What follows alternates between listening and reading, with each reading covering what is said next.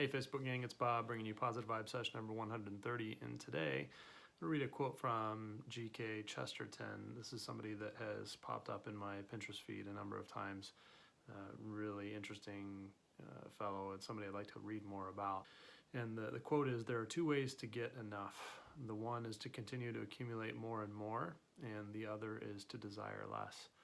I think that in this time, when we have the time to hopefully reflect on the things that we need in this life, the things that are important to us, and many of the things that we can do without, stressful as the change might be for some, many of those things, I think we could all agree, they're really desires, they're things that we want, but aren't necessarily really all that impactful to our happiness. And in fact, if we can distance ourselves and get used to that distance from those things, it actually may make more room for other kinds of happiness in our life. So again, if you have the time while we're locked away and social distancing, I just encourage you to take the time to reflect on those things, think about what's really important, and when our lives return back to quote unquote normal, resist the temptation to just let it go back to the way that it was.